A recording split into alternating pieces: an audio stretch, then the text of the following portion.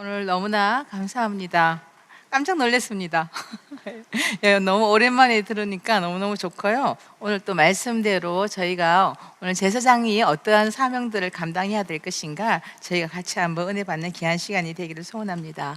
예, 오늘 말씀의 제목은 세례와 정결과 거룩의 방법입니다. 레위기서 1장 3절에서 9절, 요한복음 3장 5절 하고요. 골로새서 2장 11절과 12절 또 좀 추가로 적어주시면 감사하겠습니다.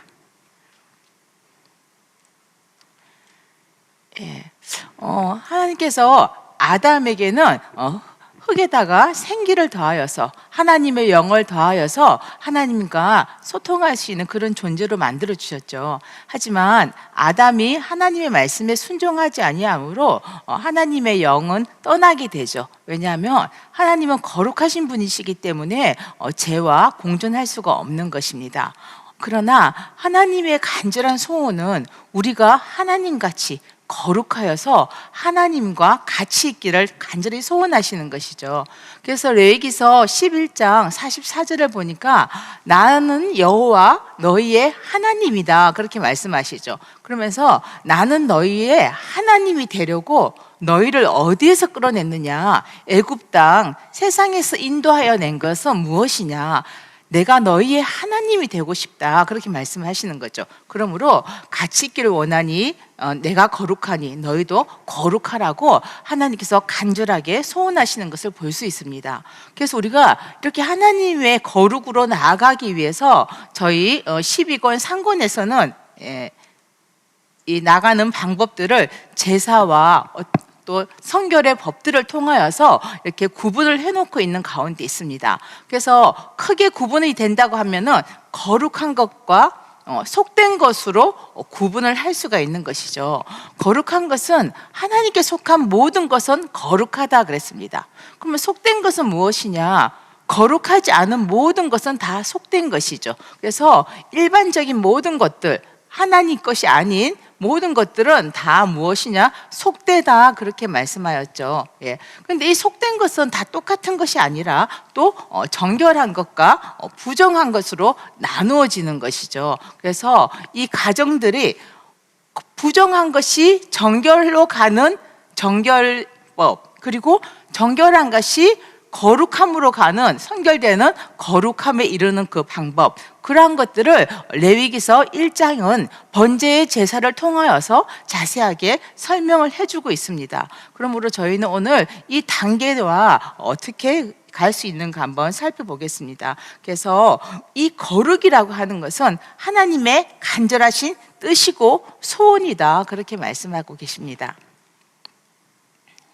자, 그래서 레위기서 1장 3절에서 9절 보면 아까 우리 목사님께서 읽어주셨는데요.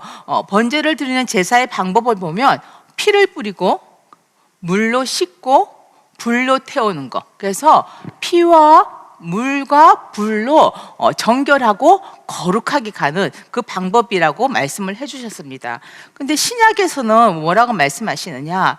거룩한 하나님의 나라에 들어가기 위해서는 사람이 물과 성령으로 거듭나지 않으면은 하나님의 나라를 볼 수가 없다라고 말씀하셨죠. 그래서 이 물은 물 세례이고 성령은 성령 세례를 말씀합니다.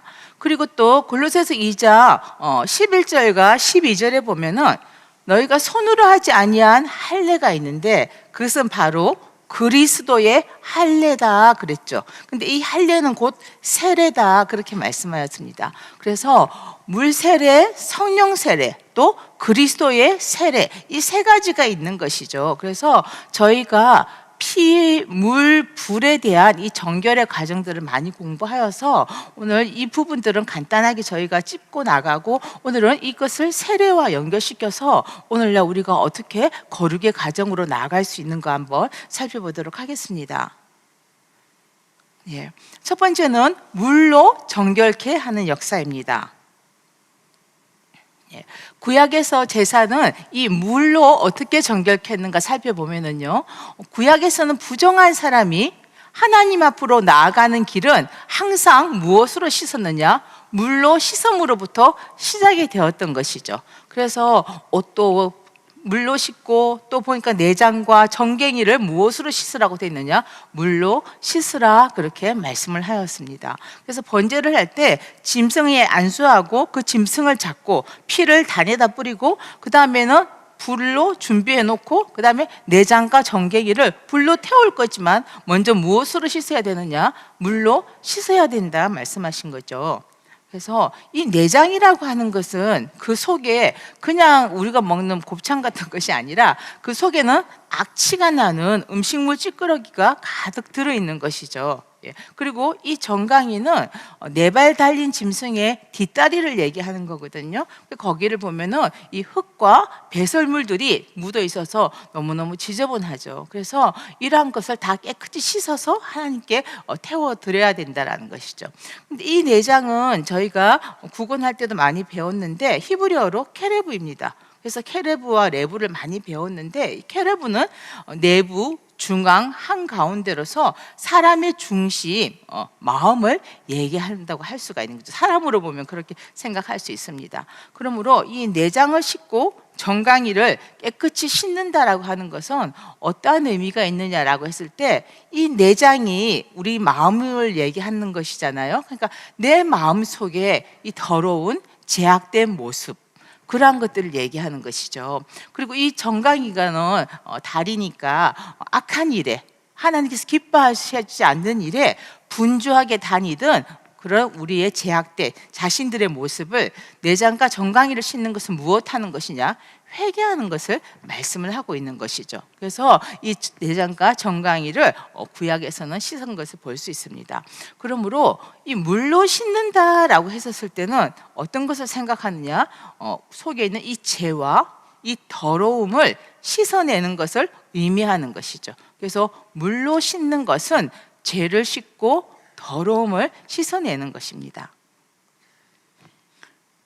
그래서 이 노아 때도 세상의 죄악이 굉장히 관영했죠. 그래서 하나님께서는 그 세상을 물로 심판하시고 그들의 모든 죄를 물로 다 씻어버리신 것을 볼 수가 있습니다. 그래서 창세기 6장 5절부터 7절을 보니까는요, 사람의 죄악이 세상에 아주 찰찰 차고 넘친 것이죠. 그뿐만 아니라 마음의 생각, 또 그 사람들의 모든 계획이 항상 악하다 그랬습니다. 그래서 하나님께서 사람 지으심을 한탄하시고 내가 창조한 사람을 내가 지면에서 쓸어버리겠다라고 하시면서 홍수로 심판하시고 물로 다 그들을 씻어버린 것을 볼 수가 있습니다. 그래서 히브리서에서는 그것을 바로 그로 말미암아 세상을 정죄한 것이다. 바로 이 죄악으로 가득한 세상을 하나님께서 심판하신 것이다고 지금 말씀을 하신 것입니다. 자, 베드로 때도 이 노아 때의 물 심판을 우리의 구원의 표징인 무엇으로 비유하고 있느냐? 세례에다가 연결시켜서 비유하고 있는 것을 볼 수가 있습니다.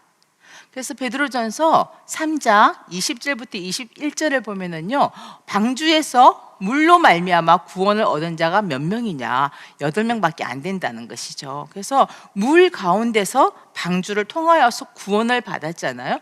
그 모습은 예수 그리스도께서 부활하신 모습과 같은 것이죠. 부활하심으로 말미암아 우리가 이제 구원을 받는 것을 얘기하고 있는데, 그 표는 곧 무엇이냐? 세례다, 그렇게 말씀하셨죠. 그래서 노아 방주 때 노아 때 이 물 심판에서 구원받은 것을 세례에다가 비유하고 있는 것입니다.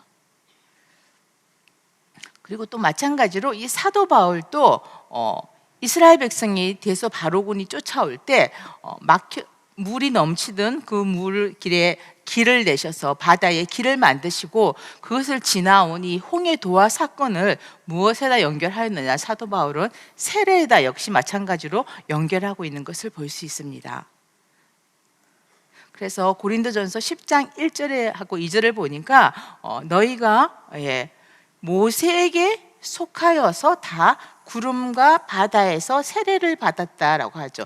이스라엘 백성들이, 조상들이 구름 아래 바다 가운데로 지난 사건이 홍해 사건이잖아요. 근데 이 홍해 사건은 모세에게 속하여서 모세를 통하여서 모세 안에서 너희가 구름과 바다에서 세례를 받았다라는 것이죠. 그래서 이스라엘 백성이 자기들의 믿음과 의지로 사실은 건넌 게 아니죠. 모세의 말을 듣고 모세만 바라보며 모세를 따라서 지나갔기 때문에 모세에게 속하였다라고 말씀하였습니다.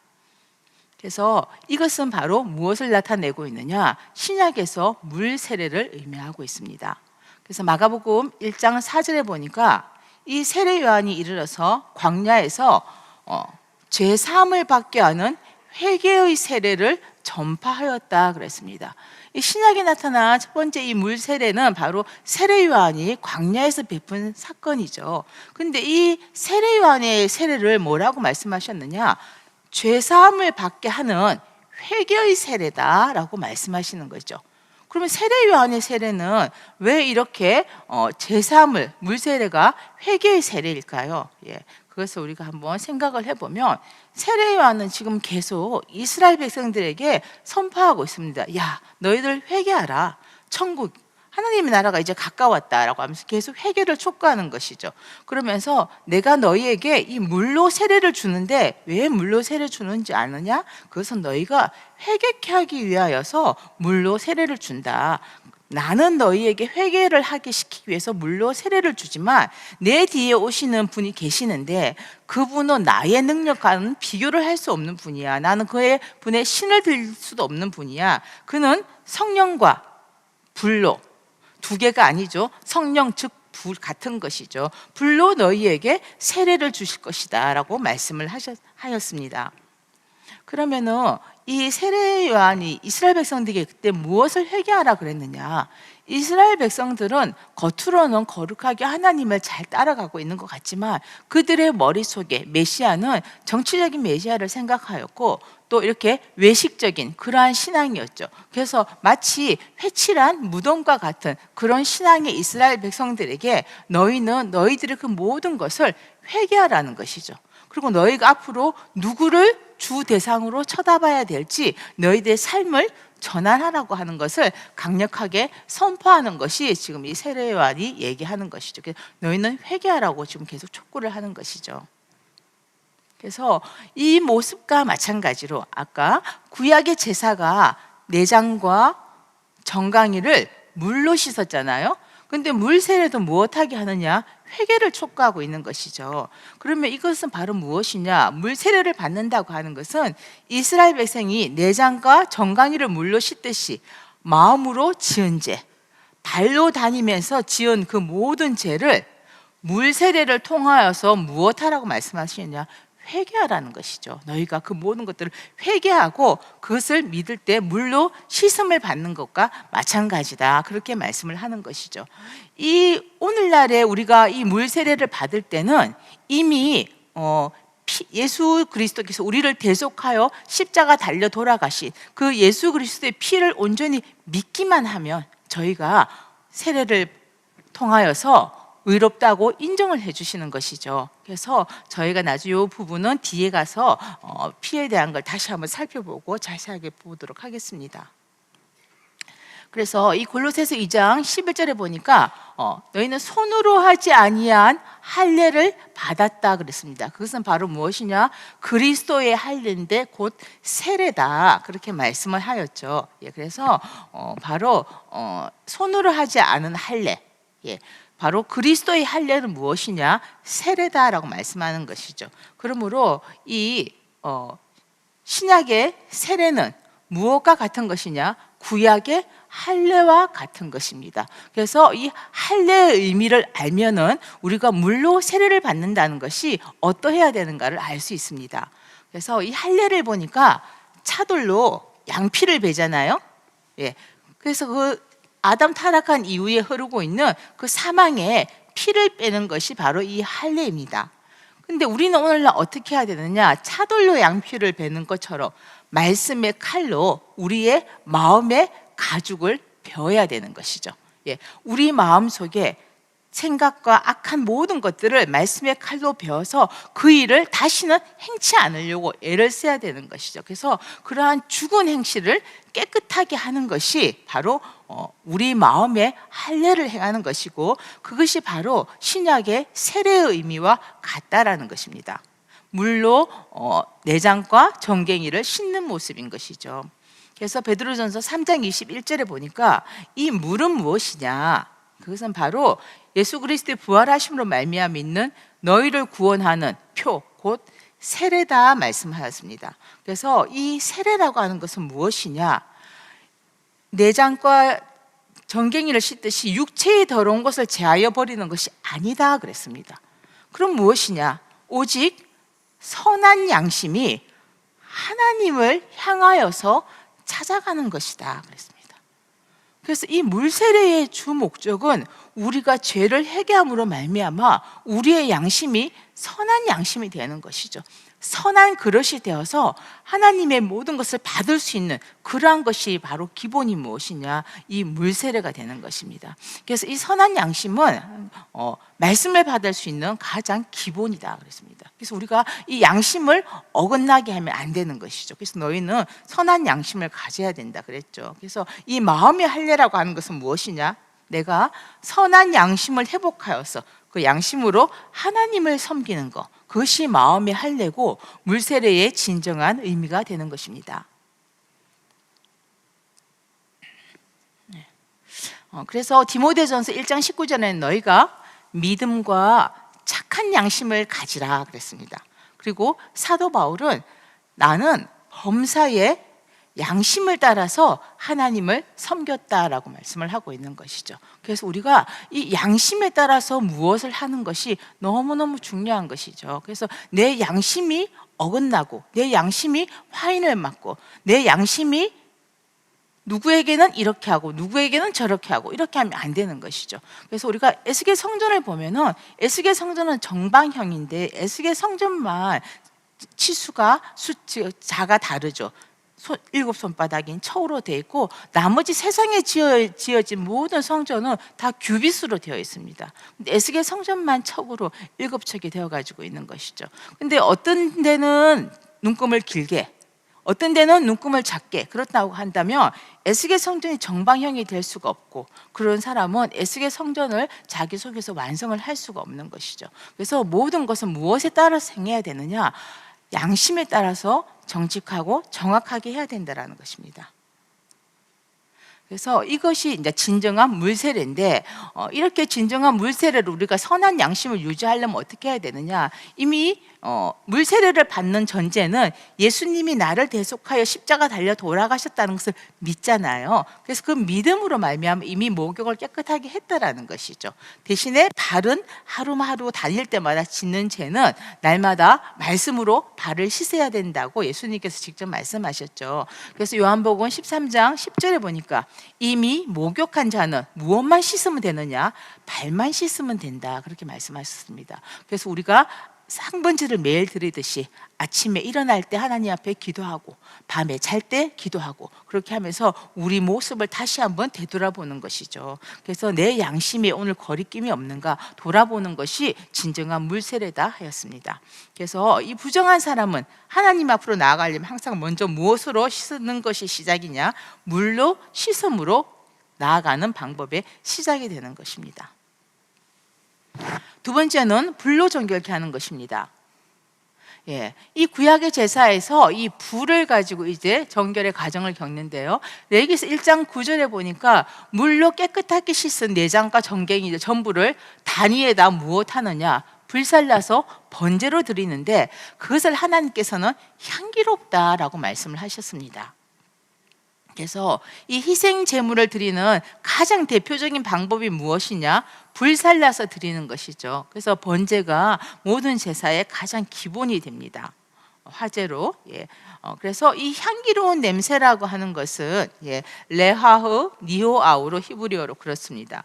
이것은 우리가 짐승에게 내 죄를 다 전가를 시키잖아요. 그래서 이 부정한 제사인이 누구와 동일시되었냐? 이 제물이 부정한 제사인과 동일시가 되었죠. 그래서 그 제물을 불살름으로 말미암아 우리를 정결케 해주시는 것이 제사이죠. 그래서 이것을 하나님께서 흠량하셨다라고 하는 것은 그 제사도 또 그 제사인 또 하나님께서 다 연락해 주셨다라고 하는 것을 나타내고 있습니다.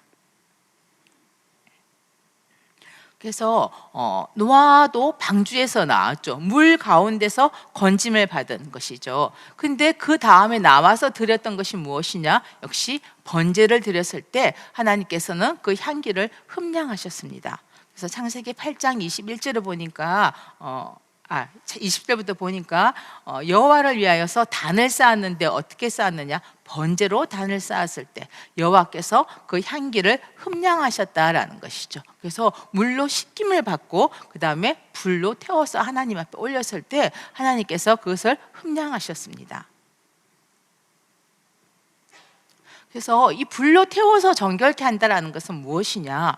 본래가 아닌 것을 다 제거하는 것이 불로 태워서 정결케 하는 것입니다. 예를 들면 쇠가 있는데 거기에 지저분한 것이 붙어 있을 때 불로 태우면 깨끗하게 타서 없어지는 거죠. 그것과 마찬가지로 사람은 이 죄는 하나님께서 본래 사람을 창조했었던 모습이 아닙니다. 그래서 이 본래가 아닌 것은 하나님께서 창조하셨는데 죄로 말미암아 더러워진 그 죄의 속성들을 다 무엇하는 것이냐? 제거하는 것. 그것이 바로 불로 태워드리는 것이죠. 그래서 사람을 하나님의 이 형상과 모양대로 창조가 되었습니다. 그런데 그 사람은 이 죄로 말미암아서 원래 창조 본연의 모습을 잃어버리게 된 것이죠. 그랬을 때 이 죄, 본래가 아닌 이러한 것들을 불로 태웠을 때 그 사람이 다시 무엇으로 회복될 수 있느냐? 하나님의 형상을 회복할 수가 있는 것이죠. 그래서 이 불로 태운다라고 하는 것은 본래가 아닌 것들을 다 제거하여서 본래대로의 그 형상을 회복해 하는 것을 의미하고 있습니다.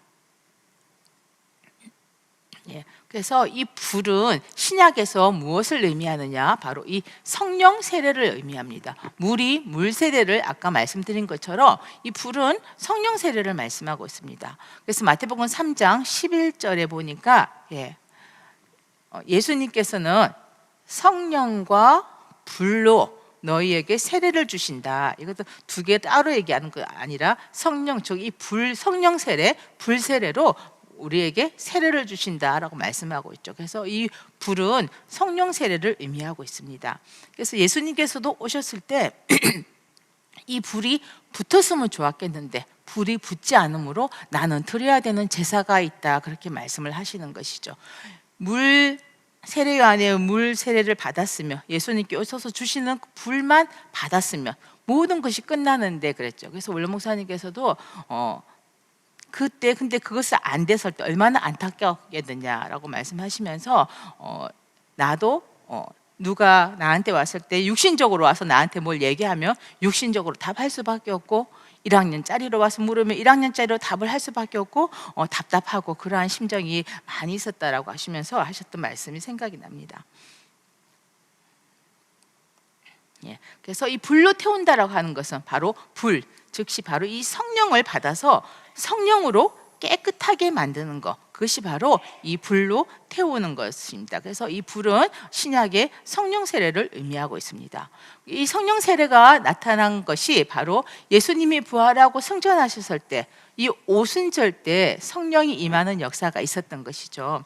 그래서 사도행전 2장 1절에 보면은 이 오순절 날에 제자들이 다 같이 한 곳에 모였던 것이죠. 마가 요한 다락방에. 그랬을 때 하늘로부터 급하고 강한 바람 같은 소리가 들리고 그것이 집안에 가득하면서 또 불의 혀같이 갈라지는 것이 사람들 각 사람 위에 임하는 것을 봤습니다. 근데 그 모습이 무엇이었느냐라고 했을 때 다 성령의 충만함을 받았다라고 말씀을 하신 것이죠. 그래서 그 다음부터는 그 사람들은 성령의 충만함을 받아서 성령이 말하게 하심을 따라서 그 일들을 그 다음에 제자들은 진행을 한 것이죠. 자기 생각대로 한 것이 아니라 성령의 말하게 하심을 따라서 모든 것을 한 것입니다. 그래서 이 성령이 임하였을 때 그 성령의 무한한 그 권능을 받은 제자들은 예수님이 십자가 지시고 난 다음에 또 예수님이 계실 때도 네가 높니 내가 높니 서로 싸우고 있던 제자들,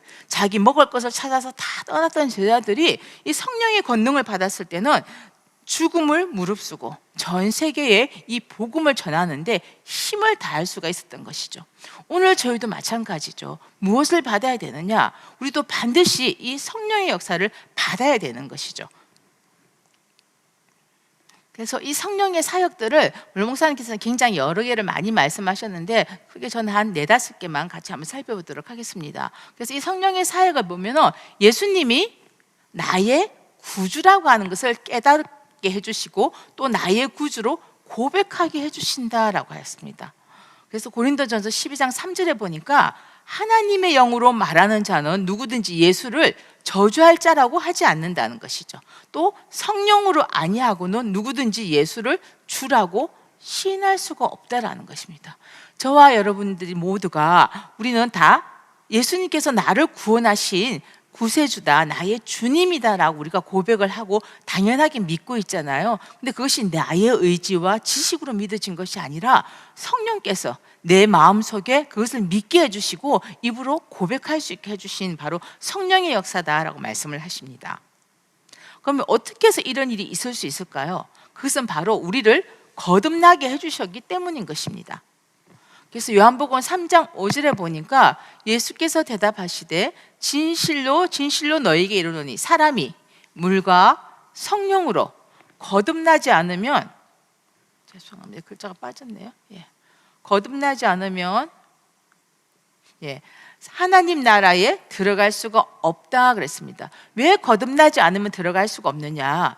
사람의 육신의 생각은 어디를 향해서 늘 가느냐? 사망으로 갈 수밖에 없고 하나님의 영의 생각은 생명과 평안으로 가는 것이죠. 그러나 타락한 인간의 육신의 생각은 늘 사망의 길로 달려가기 때문에 무엇에도 굴복할 수 없느냐? 하나님의 법에도 굴복할 수가 없다라는 것입니다. 그러나 성령이 들어갔을 때 그 하나님의 영으로 말미암아 우리가 새롭게 태어났기 때문에 하나님의 영의 생각을 따라서 갈 수 있는 것이죠. 그래서 아까 성령을 받았던 제자들이 자기 뜻대로 얘기하고 말한 것이 아니라 성령이 말하게 하심을 따라서 말을 했다, 그렇게 말씀하였습니다. 그래서 거듭났기 때문에 예수님이 나를 구원하신 구세주라고 우리가 고백을 할 수가 있는 것입니다.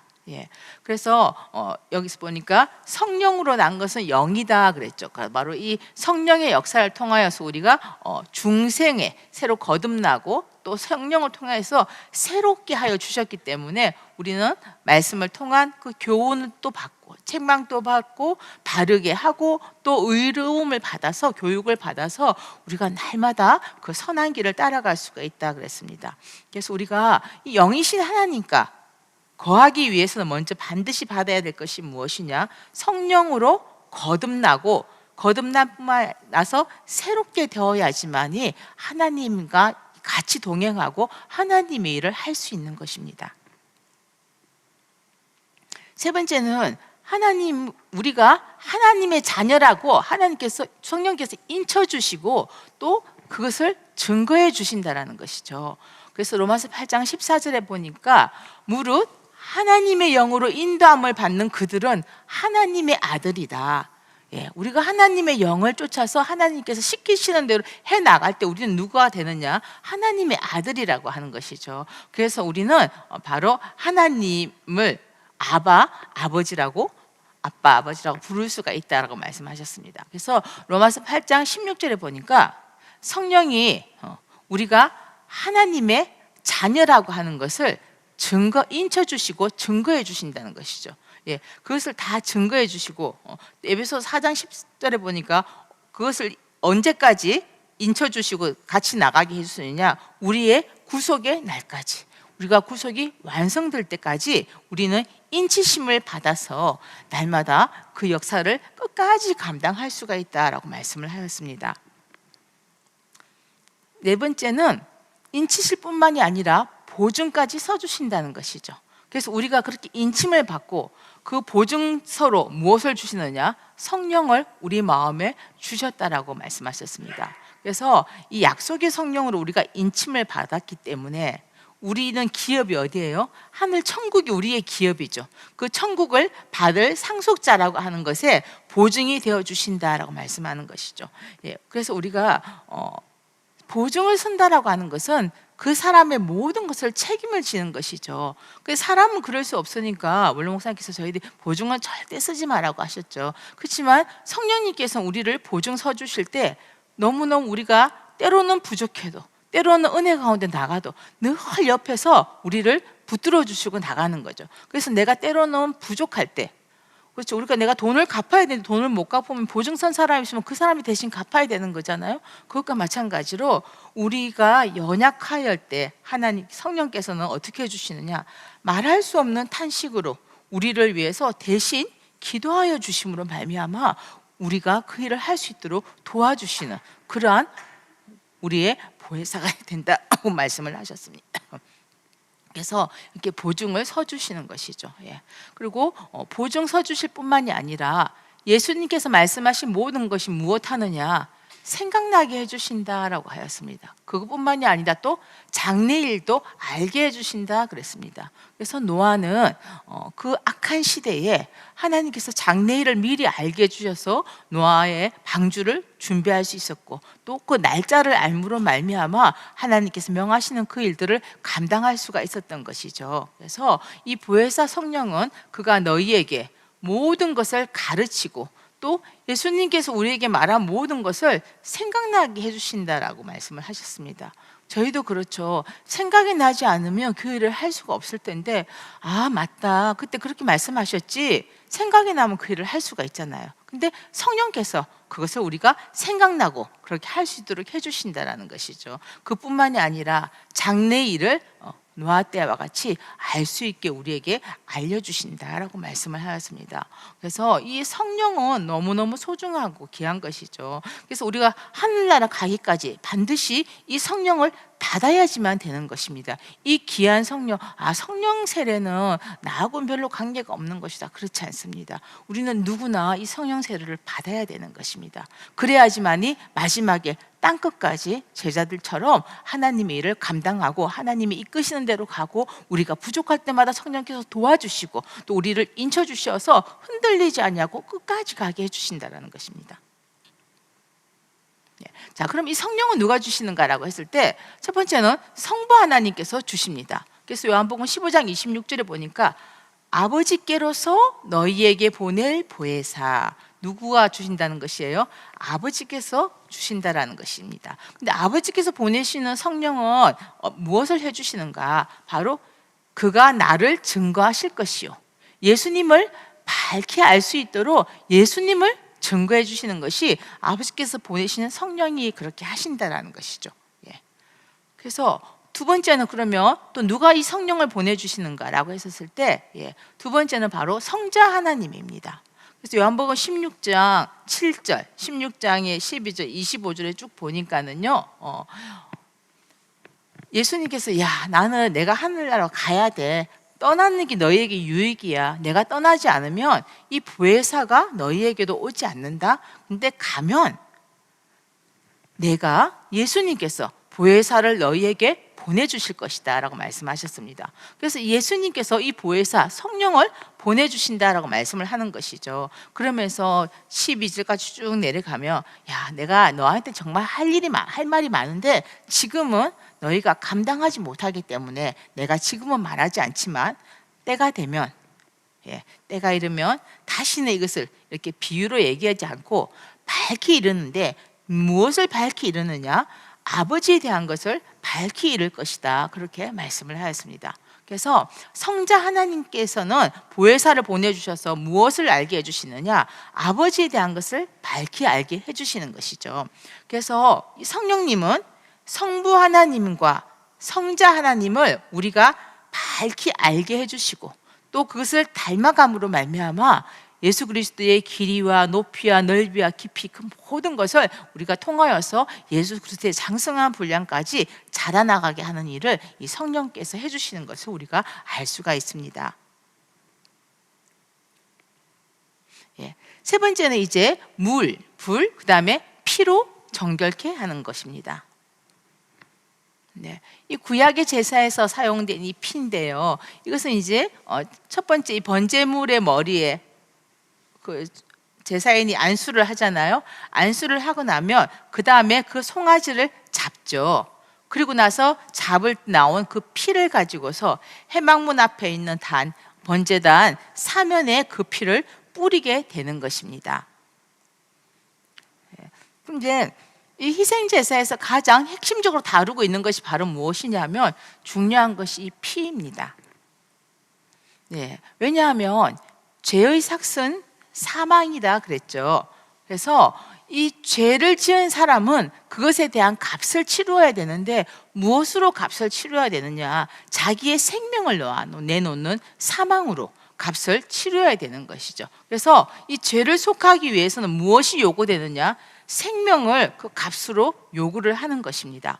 그런데 제사인이 어떻게 했어요? 그 모든 죄를 이 제물에게다 다 전가를 시켰죠. 그래서 이 제사인과 이제 이 제물은 동일시 하나가 된 것이죠. 그러므로 이 제물의 희생의 피를 생명을 대속하여 바침으로 말미암아 이 제사인을 정결케 하고 또 그 생명을 속하여 주시는 그러한 역사가 바로 이 피로 인해서 드려지는 제사입니다.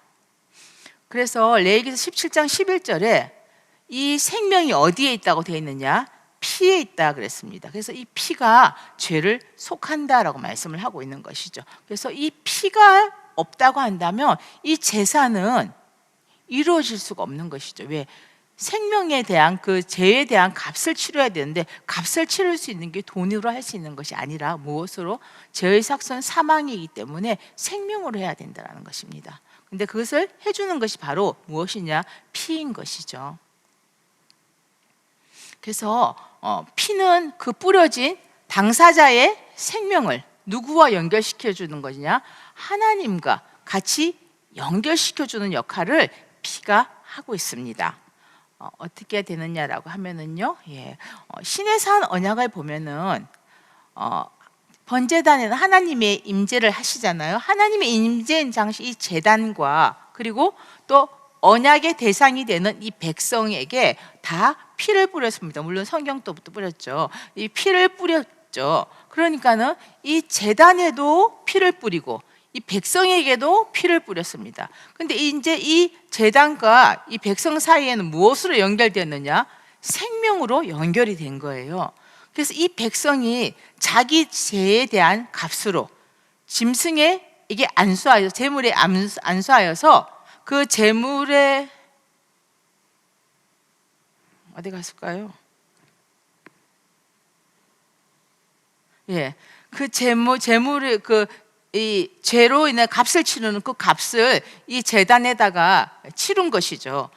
그러므로 이 속함을 받고 그 다음에 이 제단이 하나님께서 무엇을 하나님의 생명으로 다시 이렇게 제공하여 주므로 이 제단과 백성은 피로 우리는 죄에 대한 값을 치르고 또 하나님께서는 거기에 대한 저걸로 새로운 생명을 주심으로 이 하나님의 언약 백성과 이 하나님과 언약 백성 사이에는 무엇으로 연결되어 있느냐? 생명으로 연결이 된 것입니다.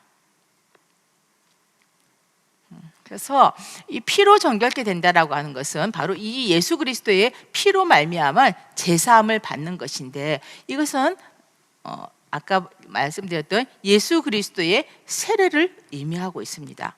그래서 에베소서 아까 피가 죄를 속한다 한 것과 마찬가지로 에베소서 1장 7절에 보니까 예수 그리스도의 피로 말미암아 우리가 구속 곧 제사함을 받았다라고 말씀하고 있죠. 그래서 이 피로 드린 이 제사의 모습은 예수 그리스도의 십자가에 설리신 그 피로 드린 그 세례를 말씀하고 있는데 저희가 한번 살펴보겠습니다. 신약에서 이 예수 그리스도의 세례에 대해서 살펴보겠습니다. 사도행전 2장 38절에 보니까 너희가 각각 회개하고 예수 그리스도 이름으로 세례를 받고 제사함을 받으라. 그러면 무엇을 주시느냐? 성령을 주신다라고 말씀을 하였죠. 예.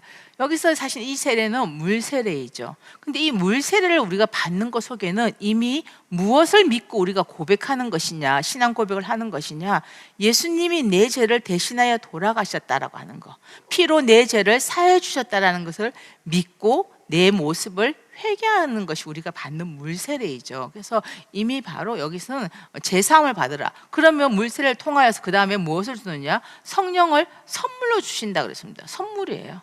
선물은 당연한 값이 아니라 주시는 분의 마음이에요. 네. 그래서 성령을 주신다 그랬습니다. 그래서 로마서 6장 4절에 보니까 우리가 그의 죽으심과 합하여서 세례를 받음으로 그와 함께 장사가 되었다 그랬습니다. 예수님이 죽으실 때 우리도 같이 합쳐졌어. 예수님이 죽으실 때 나도 같이 죽었다라는 것이에요.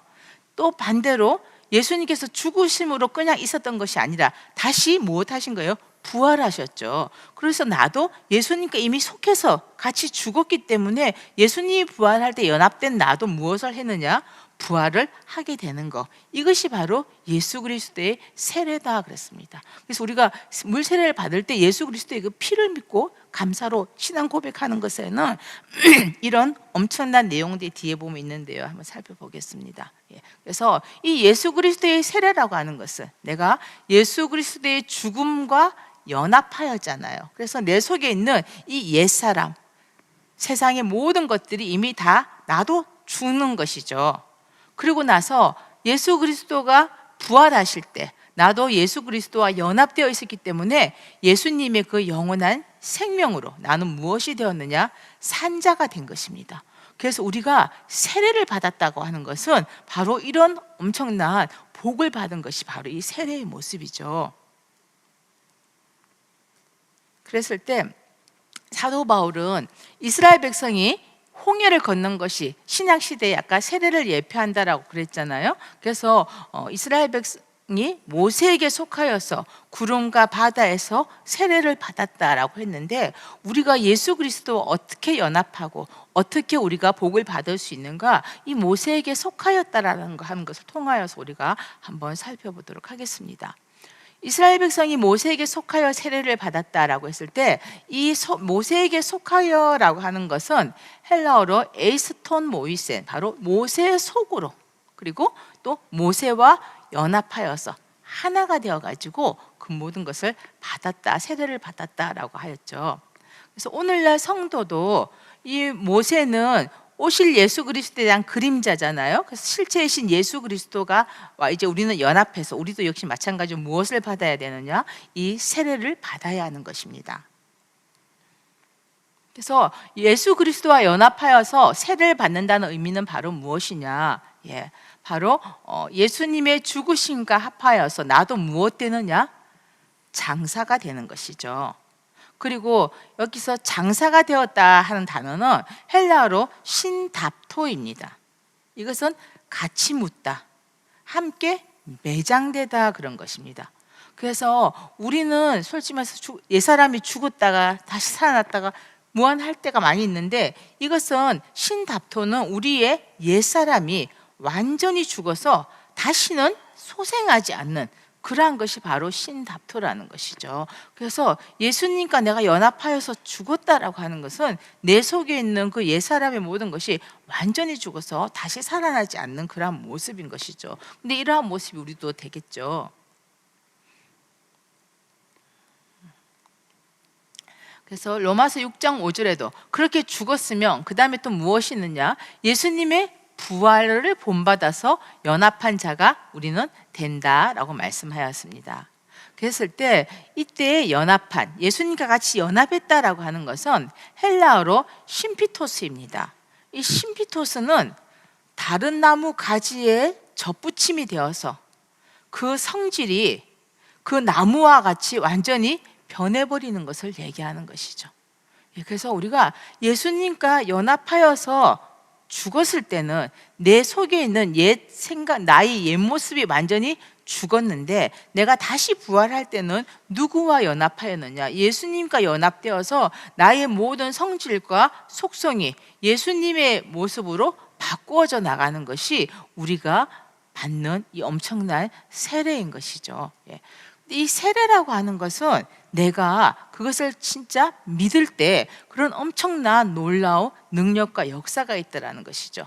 그래서 이 예수 그리스도의 부활과 연합했을 때 우리에게 이제 새로운 생명이 부여가 되고 또 우리의 삶 자체도 완전히 변화가 되어 있는 것을 우리가 볼 수가 있습니다. 그래서 우리가 주변에서도 저 사람 진짜 성령 받았나 봐, 삶이 완전히 바뀌었어, 그렇게 얘기를 하죠. 그래서 바로 이러한 모습인 것이죠. 그래서 이 예수 그리스도가 연합할 세례를 받는 것은 나에게 있던 악한 것, 좋지 않던 것, 이런 것은 모든 옛것이죠. 이 옛것을 어디다 다 넘기느냐? 예수님의 십자가에다 다 넘기는 것이에요. 그리고 예수님의 좋은 것, 선한 것, 그것은 새 것인데 그것이 바로 내게로 오는 것. 그것이 바로 무엇이냐? 예수 그리스도와 연합하여서 세례를 받는다는 것입니다. 그런데 이것은 우리가 뭐 해야 되느냐? 내가 이러한 세례를 받았다라고 하는 것을 믿어야 되는 것이죠. 그래서 고린도후서 5장 17절에는 그러함으로 우리는 이제 보라, 새로운 피조물이 되었다. 그 예수 그리스도 안에서 새로운 피조물, 새 것이 되었다라고 말씀하는 것이죠. 그래서 우리 속에서 새 힘과 능력과 사랑과 선이 나오게 된다라는 것입니다. 그래서 너무너무 감사하고 소망이 있는 것이죠.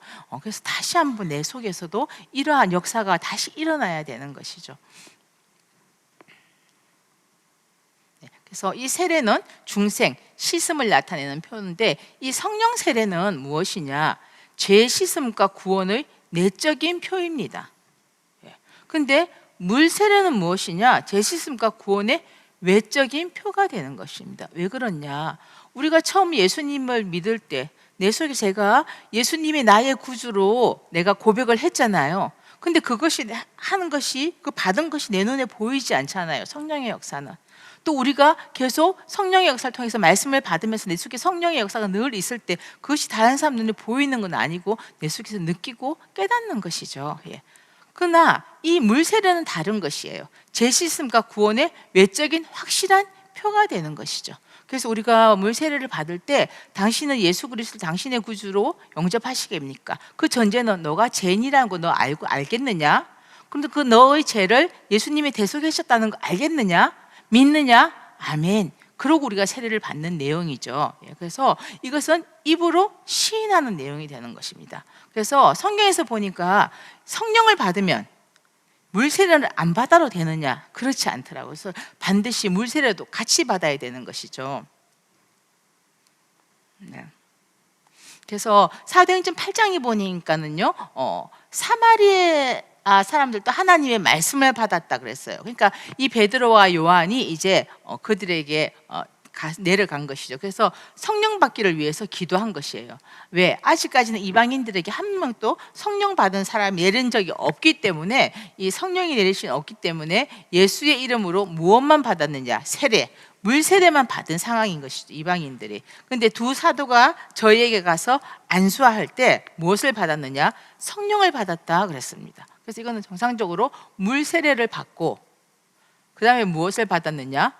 성령 세례를 받은 것이죠.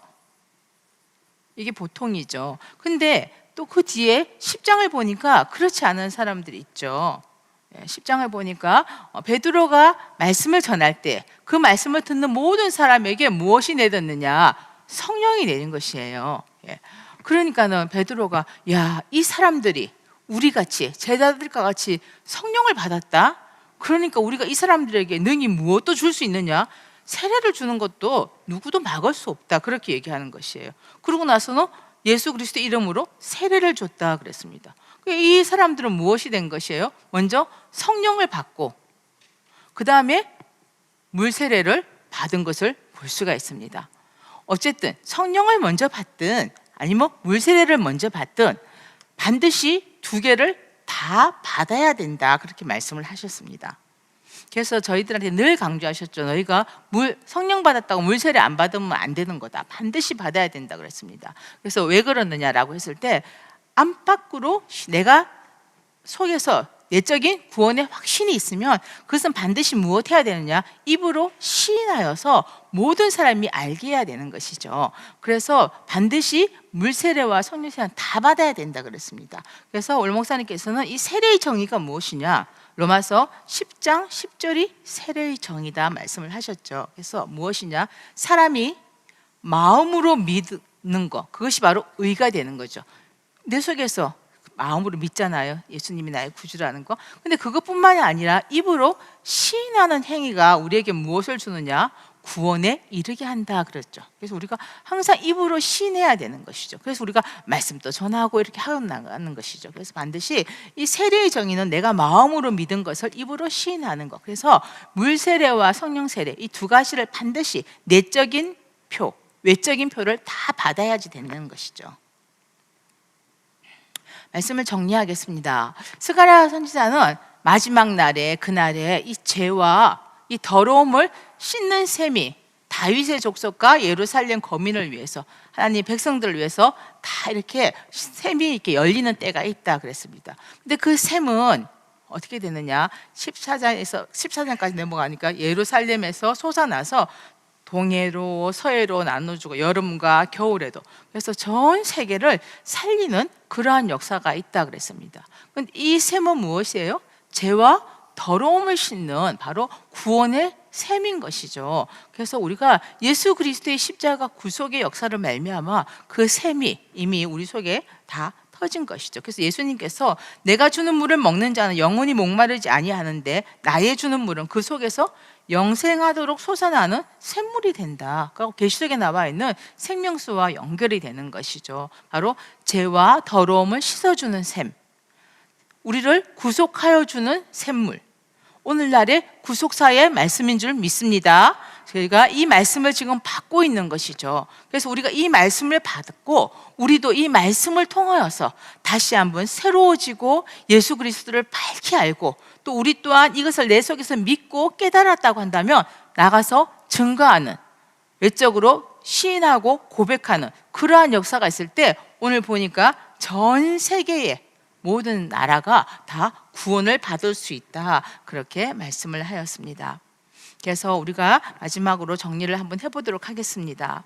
아까 보니까 이 부정한 단계에서 어떻게 정결해지고 어떻게 거룩함으로 가느냐라는 것이죠.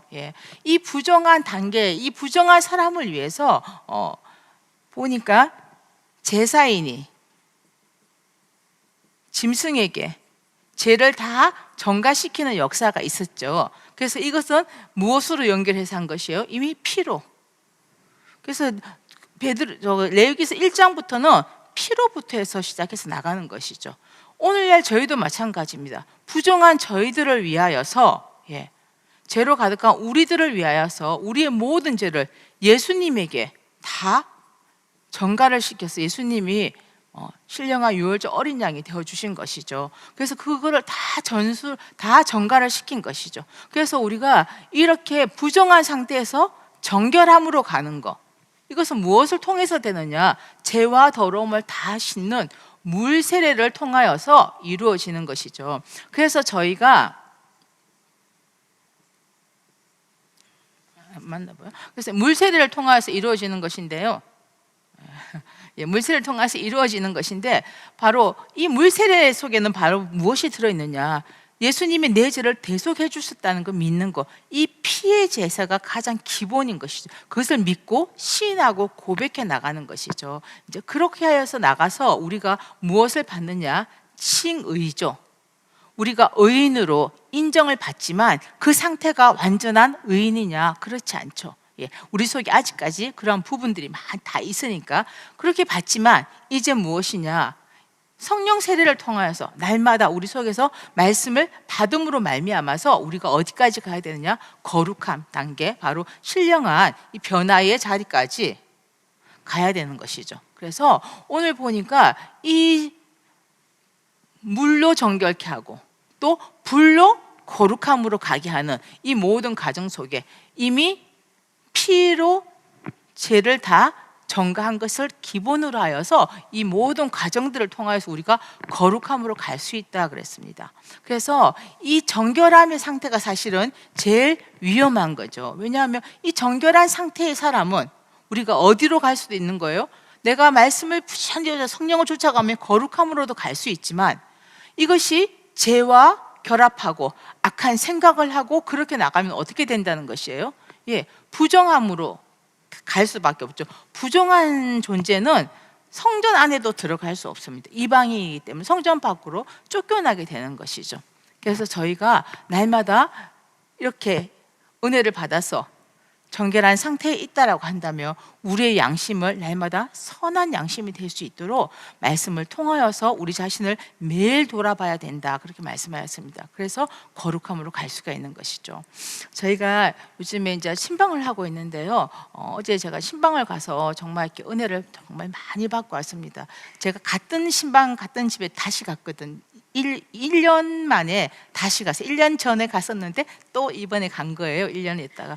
그래서 사실은 신방을 갈 때 마음이 좀 무겁기도 했습니다. 왜냐하면 참 힘든 일들이 너무 많은 집이어서 제가 재작년에도 그 집 가서 참 많이 울었던 것 같아요. 기도하면서. 그랬는데 이번에 갔는데 그 일들을 극복하고 나간 거예요. 근데 보니까 문제가 없어서 그렇게 된 것이 아니라 문제는 여전히 있는 것이에요. 문제는 여전히 있는데 그 사람들 다 누구가 오로지 아버지 하나님만 바라보면서 말씀을 붙들고 힘들고 내 속에서 욱적욱적 할 때마다 성경을 읽고 욱적욱적 할 때마다 기도하고 그러면서 그것을 나간 거예요. 또 한 집은 지금 상황 보니까 작년보다 너무너무 좀 어려워져 가지고 있는데 너무 좀 가슴이 아플 정도로 어려운 거예요. 근데 소망이 있는 거는 그 가정에 하나님께서 도와주시는 주변에 역사가 있는 거예요. 그러니까 그 집은 소망이 있는 게 이런 일은 하나님께서 함께 해주시지 않으면 있을 수 없는 일인데 내가 너무나 힘든 가운데 있지만 중요한 거는 하나님이 나와 함께 하신다라는 거. 그래서 너무너무 소망이 있는 거예요. 그래서 내가 그 가정들을 쭉 보면서 야, 문제가 없어서 저게 아니구나. 누구나 다 문제가 있지만 이 문제를 내가 믿음으로 아버지 안에서 회복하면 되는구나. 왜? 우리는 이미 예수 그리스도와 연합하여서 예수 그리스도의 가장 좋은 것을 내가 믿기만 하면 내 속에서 다 가져올 수가 있는 것이죠. 그리고 우리에게 성령을 부어주시면 하시면 이 성령의 역사를 통하여서 오늘날 저희 교회에게 명령하여 주신 그 모든 일들을 넉넉히 감당할 수 있는 것이죠. 저희 교회가 어려운 일이 굉장히 많았습니다. 그러나 어려운 일이 있을 때마다 겉으로 볼 때는 잠잠했던 사람인 것 같지만 그분들이 오히려 그 부딪히는 바람으로 자기 속에 있었던 생각하지 않았던 이 성령의 놀라운 무궁한 그 능력을 다시 한번 붙들고 일어남으로 오히려 어려움과 환난과 바람이 더욱더 전진하고 더욱더 날마다 제자들을 통하여서 모이는 수가 더하여진 것 같이 그런 역사가 있었던 것을 바라봅니다. 2026년도 저희가 어떠한 일들이 있을지 잘 모르지만 저희 속에 이미 예수 그리스도와 연합함으로 말미암아 주신 그 무궁한 그 능력이 있는 것이죠. 그 능력을 다시 한번 믿고 우리가 아버지 앞에 간구할 때 우리 성도들이 그 어렵고 힘든 것을 다 뛰어넘어서 지금은 감사밖에 없습니다 고백하는 것처럼 저희들도 올 한 해 감사의 모든 것만 차고 넘칠 수 있도록 모든 말씀과 기도의 모든 개천을 열심히 파는 귀한 한 해가 되기를 간절히 소원합니다. 기도하겠습니다.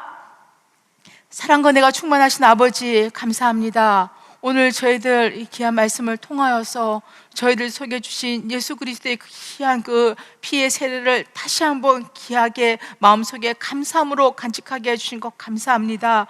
내가 너를 위하여서 십자가에 달려 죽었고 나의 모든 좋은 것을 너에게 주었으니 너는 믿기만 하라고 간절히 말씀하시는 예수 그리스도의 그 음성을 저를 다시 한번 듣게 인도하여 주시고 말씀을 통하여서 저희들의 양심이 선한 양심을 유지할 수 있도록 말씀과 기도로 껴있는 저희 평강의 모든 성도가 되게 역사하여 주시옵소서. 그래서 어떠한 어려움이 있다 할지라도 오히려 부딪히는 그 어려움을 통하여서 내 속에 있는 무궁한 그 능력을 발견하고 그 능력으로 모든 문제를 해결해 나감으로 말미암아 더 큰 축복과 부흥의 역사가 일어나는 우리 평강제일교회와 모든 가정들이 될 수 있도록 붙들어 주시고 역사하여 주시옵소서. 강구한 대로 이루어 주실 줄 믿고 감사드리오며 거룩하신 예수 그리스도 이름 받들어 감사 기도드렸사옵나이다. 아멘. 감사합니다.